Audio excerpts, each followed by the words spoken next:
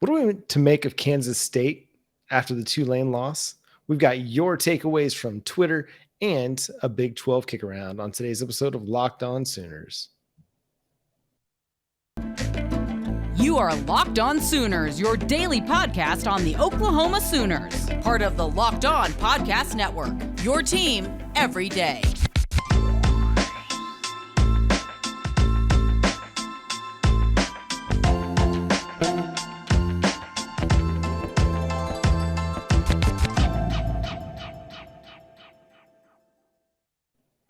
What's up, Sooner Nation? Welcome to Locked On Sooners, and thank you for making Locked On Sooners your first listen every single day. My name is John Williams. You can follow me on Twitter at John9Williams.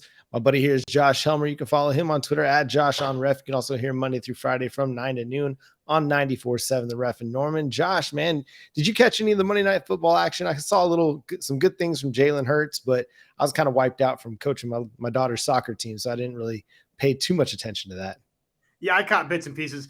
That's I wasn't watching start to finish by any stretch of the imagination, but another nice win for Philadelphia, starting off the way that they have, and Jalen Hurts looking good. Yeah, yay Jalen Hurts, boo Philadelphia, because I'm a Dallas Cowboys fan, so I always have to boo Philadelphia. So Kansas State comes in to Norman this Saturday night, a big primetime matchup, which is going to be a lot of fun under the lights.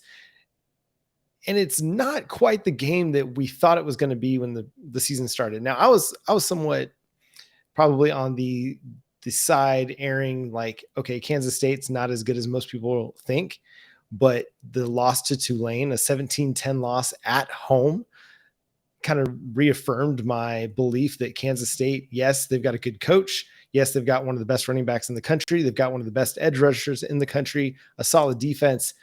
But I just don't think that they've got the horses to run with this team. Did that game change your perception of Kansas State at all? Yeah, I mean, I think it would have to. And I don't even know if it's just that game alone, but just the accumulation of the start for Kansas State. I don't know what it was, John. Hook, line, and sinker this offseason. You know this. I was kind of bought into the idea that Adrian Martinez with Deuce Vaughn was going to be a nice thing, that a change of scenery was going to be welcome for Adrian Martinez, and that we were going to see him really play his best football. Well, if that's going to happen, it better start happening quick, because it sure as heck hasn't happened so far. I mean, he's one of the worst quarterbacks nationally.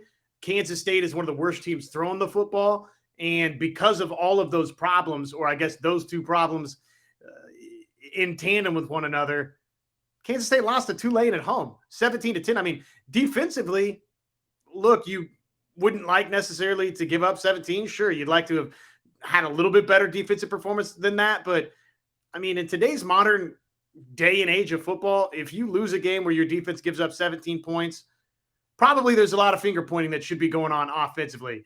Anymore, that's probably a game that you shouldn't lose if you only give up 17. So, and I don't care that it was to Tulane. So, yes, I would say, I guess in closing, in short, yeah, the loss to Tulane has to, if you thought Kansas State was a team that could come down to Norman and potentially hang with OU or beat OU, or that Kansas State with Deuce Vaughn and with Coach Kleiman, that they were somebody that could be a factor in the Big 12.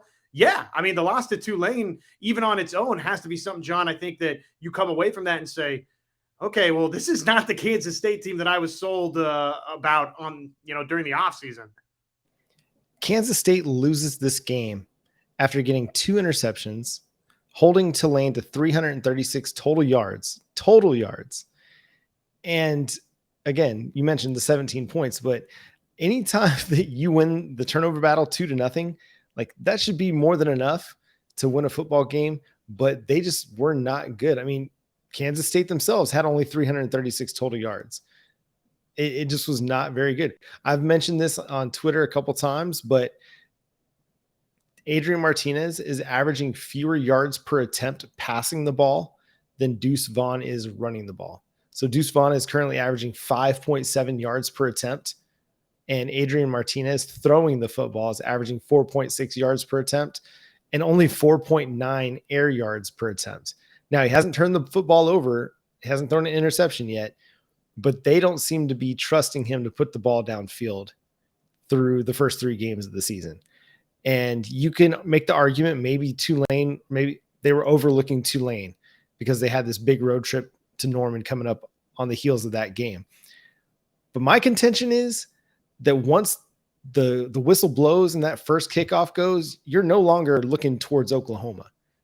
Now, maybe if you weren't as prepared or as focused as you should have been on Tulane, maybe not, but you should be the more talented football team. And once that first kickoff happens, it's all business and it's all focused on Tulane. I think this is a team that a lot of people expected them to be better. I don't think they're going to be as good. I think they're going to have this season where they kind of fall back to the pack. I mean, Chris Kleiman's a good coach, but he's kind of been middle of the pack in the Big 12 so far in his tenure. He hasn't really helped them, climb into the top 2 or 3 of the conference so far. So it just seems to be a team that is like Deuce Vaughn, Felix Anudike-Iwoze, and that's pretty much it. So again, I'm not bought in. Now, I had a conversation a little bit with some folks on Twitter. Some people are still a little bit concerned based on Oklahoma's recent history against Kansas State. Again, a team, and we were talking about this before coming on the show, that a team that has given Oklahoma some trouble, even in games where Oklahoma was a heavy favorite or the perceived much better team. So given that recent history, what do you make of Oklahoma versus Kansas State this week? Does it give you any kind of pause right now? Oklahoma's like a -13 favorite heading into that game at home. Do you have any kind of pause about Oklahoma being able to cover that or win in a blowout? I probably should, again, just because of the recent history, but the names and faces have changed for Oklahoma. And it just so happens that the most prominent face in a coaching capacity for Oklahoma played his football at Kansas State. So he knows all about Kansas State's history. Brent Venables is not coming into this thing sleeping on the Wildcats by any stretch of the imagination. He's going to be selling this Oklahoma team all week on look what Kansas State over XYZ years the past decade has come in and done in Norman, Oklahoma. So from that standpoint, man, I just don't see Oklahoma falling into the look ahead factor or, collectively as a team looking at this result versus Tulane and kind of then start, looking down the road to TCU and then that Texas game. I think that Kansas State will still have Oklahoma's full attention. And if that's the case for a Kansas State team right now, John, that look, I love Deuce Vaughn as much as the next guy, but listen to this. Deuce Vaughn had a long of 26, right? That was his top rush versus Tulane. And outside of that, he had 56 yards rushing on 19 carries. That doesn't sound like the Deuce Vaughn that I expected. Michael Pratt, John, finished with 87 rushing yards as compared to Adrian Martinez's 59 rushing yards. So Kansas State, I mean, just to kind of put all of this into perspective for you, Adrian Martinez is somebody that at the quarterback position, you kind of feel like can run a little bit. And he's getting outrushed by Michael Pratt in this football game against the Kansas State defense that's, solid typically on that side of the football. So, man, they got some serious problems offensively. I just don't see with Oklahoma, again, you point out the recent history. To me, at some point, yeah, Kansas State can build off of that, John, and say, look what we've done in Norman. But at some point, doesn't Oklahoma come into the thing and say, yeah, we're aware of what Kansas State's done here. And we're not sleepwalking by this thing. Yeah, and Brent Venables, I mean, I think we've learned he's quite a historian. Like he's somebody who wants to look back and see what's happened in recent history or in just college football history in general. I feel like the buildup to Nebraska was a lot about who Nebraska has been in the past and what the game has meant to the two teams in the past, not as much about what was coming, but just like Nebraska's a great program. We got a lot of respect for that program. I think the same is going to be said for Kansas State in the buildup to this game. I mean, you go back to 2003, Oklahoma is the #1 team in the country all throughout the season. They go to the Big 12 championship game and get steamrolled by Kansas State 35-7 and upset that potential national championship bid. So I think there's going to be plenty of examples to look back on where it's like, okay, let's not underestimate this team, even though they just lost to Tulane. Anything can happen. This is a football team that is going to be very well coached, very disciplined. They've got some talent. Ultimately, though, from an analyst perspective, I look at this game and I would be disappointed if Oklahoma didn't win this one by 20 points or more. Again, anything can happen. It could turn into a close football game, but my expectation is another big time win, big time blowout for the Oklahoma Sooners. Yeah, and I actually, John, see what you think about this. Look, the situation is different in the sense that Chris Kleiman's not getting fired tomorrow, and he's not getting fired anytime soon. He's nowhere close to the hot seat.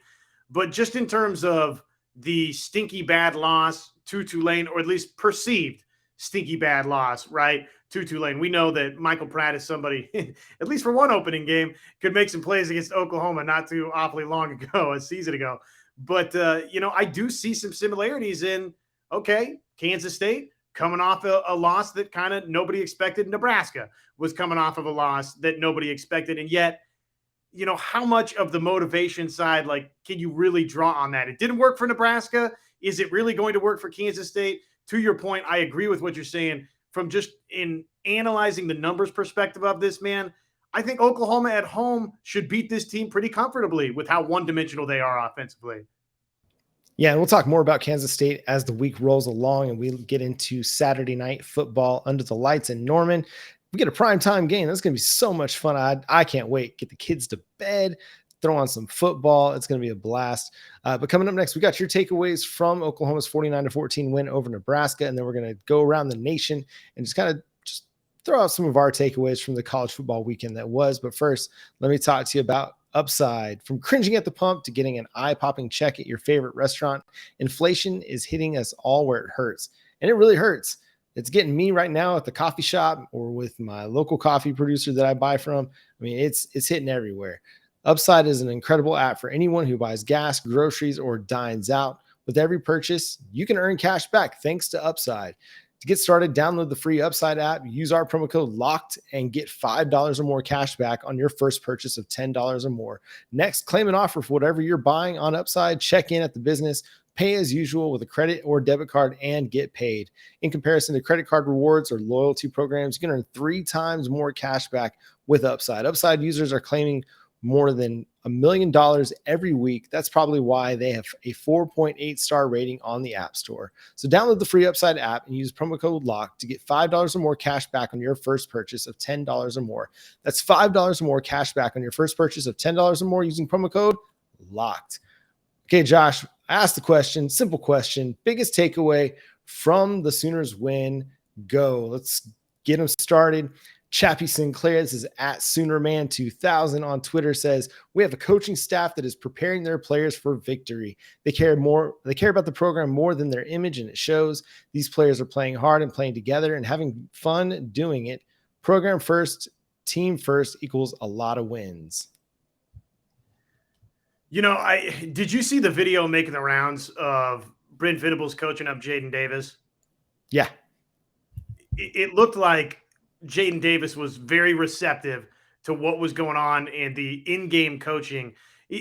Some people made it out like Brent Venables was really chewing Jaden Davis. I didn't really get that perception of it. I just got the perception of Brent Venables in-game was coaching Jaden Davis. But to that point right there, I mean, I just think that there is a great trust and a great camaraderie between Brent Venables, the head coach, and this coaching staff and the players and the way that they're reaching them right now, John. And I think that comment right there, I mean, it just made me think of that moment on the sideline with Venables and Davis. Well, Brent Venables mentioned that in his post-game press conference. He says, these are guys that they are sitting on the edge of their seat and they want to be coached hard. And we're coaching them hard, and that's what they want. Like, they want to be held accountable for, because they know it's what's going to make them better. The way I read that Jaden Davis interaction was, like, Brent Venables is coaching. Jaden Davis is also trying to, like, engage in what Brent Venables is telling him. Like, the different like the physical interaction you're seeing is Jaden Davis like, okay, are you talking about like this, coach? And then Brent Venables is like, yeah, kind of like that, but like this. And like, they're working through it. They're having a conversation. And I mean, Brent Venables is just animated. That's just the kind of person that he is. But I saw Jaden Davis, like, hearing what Brent Venables was saying, trying to show Brent Venables the thing that Venables is saying, and they're working through that together. So that's the way that I took it. I didn't see any problem with that whatsoever. I mean, and it wasn't like an argument like you might see on a football sideline when one coach is yelling at a player and the player's jawing back. No, that was a very constructive coaching opportunity, coaching moment, I guess you could say is the best way to put it. So yeah, that's the way I saw that too. It's just a team that wants to be coached hard. Sammy Chandler, this is at SoonerFam13, says 2 things. O-line vastly different after Morris came in, and the in-game adjustments. We've not seen much of that in years. The in-game adjustments thing, that's to me that's standing out the most right now. Yeah, I mean, look, if that's your biggest takeaway from the win over Nebraska and Lincoln, I think that's totally reasonable, right? To give up that opening drive scripted play touchdown and then to come back and essentially, John, post a shutout with your starters the rest of the way. And, oh, by the way, score 49 points along the way offensively was incredibly impressive. And, you know, that's been sort of a familiar thread, familiar thought that I'm sensing out there from Oklahoma fans, or sentiment, I should say, from Oklahoma fans, which is, do you think that that game would have played out the same way with the previous coaching staff in place? Eventually, we will get to the point where it's not constantly compare and contrast, but man, it's hard to look at how things played out in Lincoln, Nebraska and not kind of wonder if maybe it is just simply different with this staff in place. Not that the previous staff didn't here and there on the road have performances where they dominated like this, but man, to give up that opening touchdown, again, like you said, adjust like that, and then, oh, by the way, score the most points that an Oklahoma team has ever scored in Lincoln, Nebraska.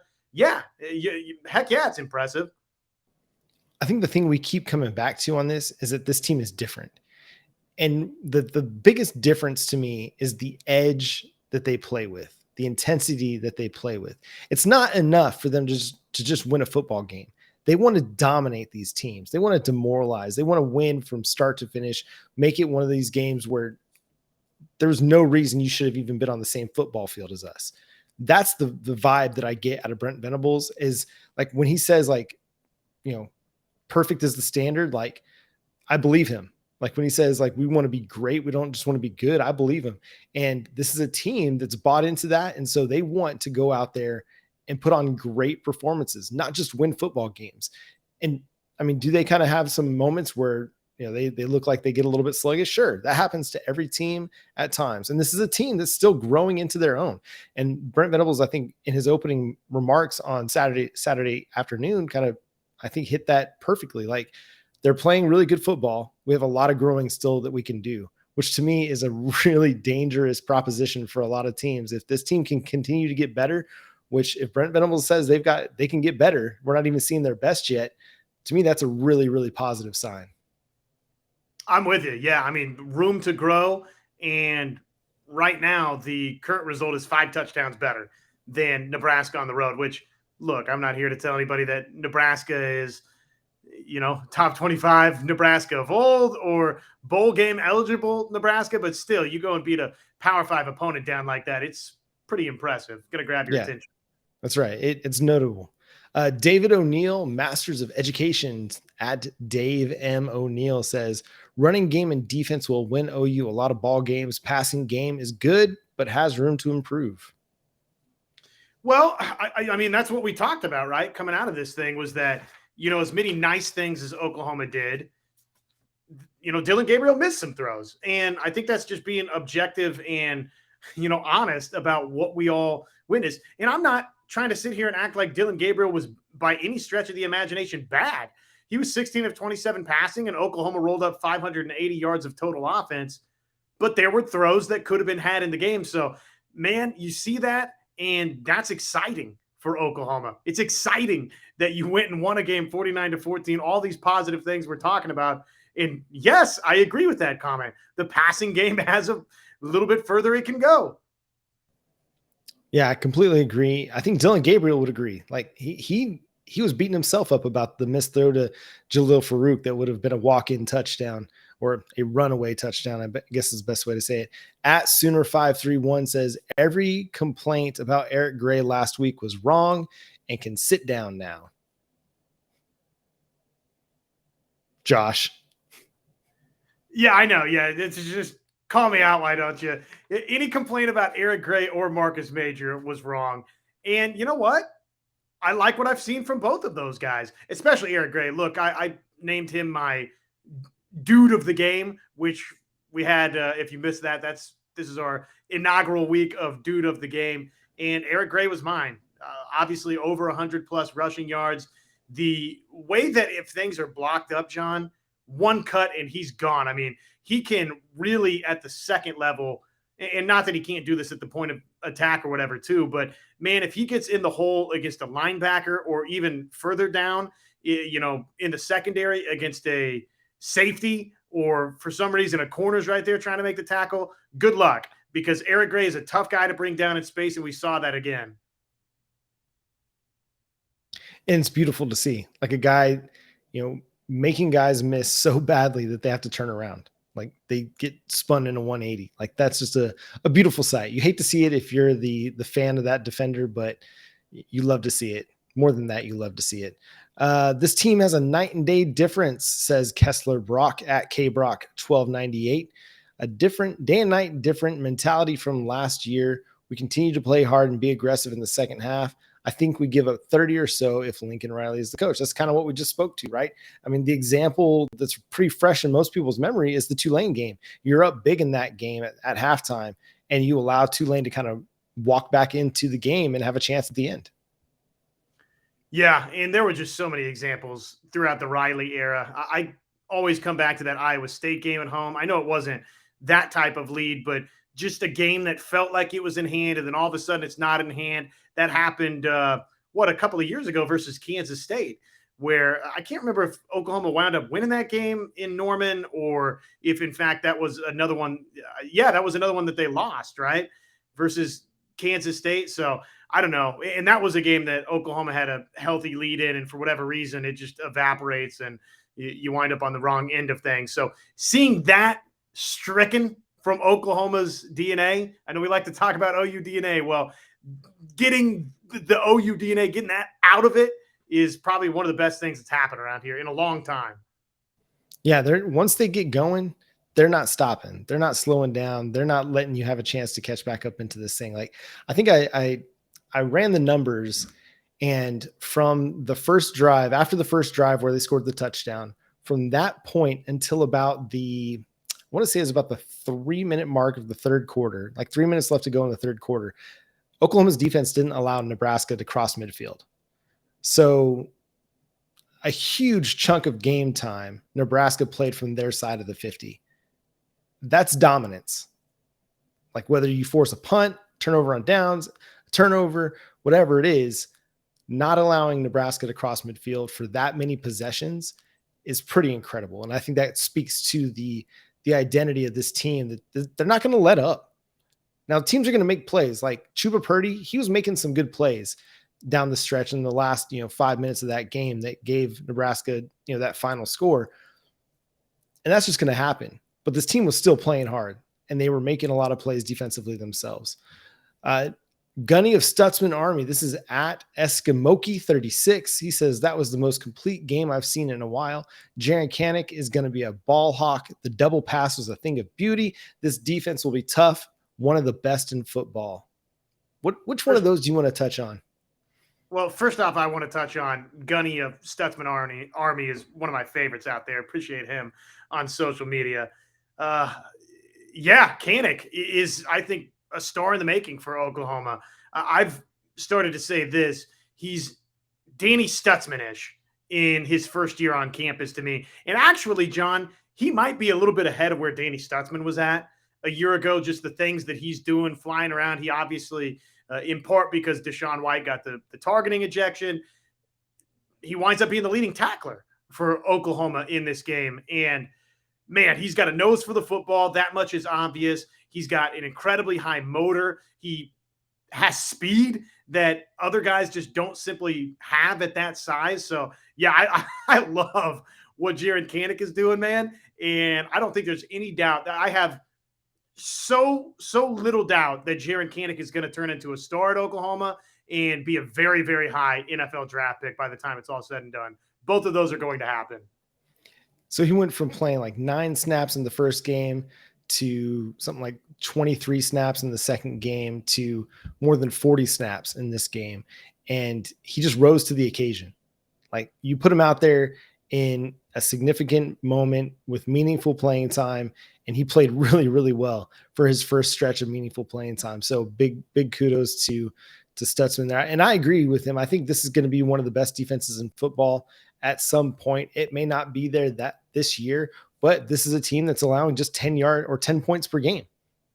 And I think that's something that's going to stand out. And if they're able to continue to hold teams into the teens, they're going to win a ton of football games this season. I mean, they're going to have tougher challenges down the road when they face Texas.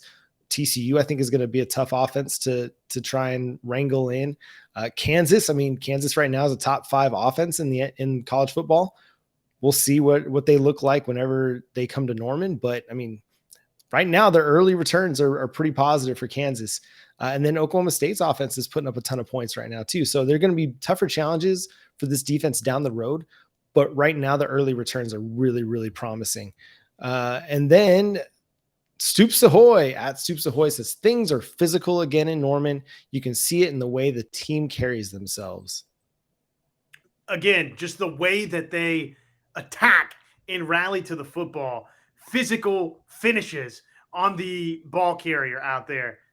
Yes, there is a physicality, a different brand of physicality being brought to the table and being played in Norman, Oklahoma. And praise football almighty, baby. We've been waiting a long time for that in Oklahoma, and Brent Venables, they're finally delivering it. And then at Krish, sorry, he spells his name. Yeah, it's Krish 2122. This is Chris on Twitter. He says attacking they weren't intimidated. They took advantage of opportunities fast, and they're making progress. I think that's the thing that stands out to me is like each game they're getting a little bit better doing both things, both offensively and defensively. And we saw a more expanded playbook, and they seem to execute it well. And one thing that I think I've been guilty of saying, and I've heard others say a lot is, well, Oklahoma, outside of last season, that last season was the weird season where OU just didn't keep getting better as the season went along. I don't know if a lot of times Oklahoma actually did continue to get better. I know that they won games and won Big 12 championships coming down the home stretch, but I think, really there's a lot of seasons where I'm not sure that Oklahoma technically really got much better as the season went along. I think they just found a way to win games. With this team right now, from UTEP to Kent State, and obviously Nebraska, they just clearly, John, turned in easily their best, most complete performance of the season. So right now, with this team, absolutely, this group is getting better each and every week. And at Mark a Duck says it looked easy, which against bad competition, it should. And to me, that's what I keep coming back to is people want to just say, oh, it's Nebraska. Well, you don't just accidentally beat teams by 35 points on the road in a historically difficult place to play against a historical rival. You don't just do that without being a really, really good team. Again, we'll see as the season goes along just how good this team can be. But that was a domination, like absolutely dominant performance on both sides of the football for Oklahoma against Nebraska. And we'll see if, that's as bad as it gets for Nebraska and if that's as good as it gets for Oklahoma. I'm trying to think who said this. I'm sure a lot of people have said this, but you always play the one great game every year, right? Your best game of the season. And you always play your worst game of the season. I've heard a bunch of football people say that over the years, and it really kind of applies to probably any sport, not just football.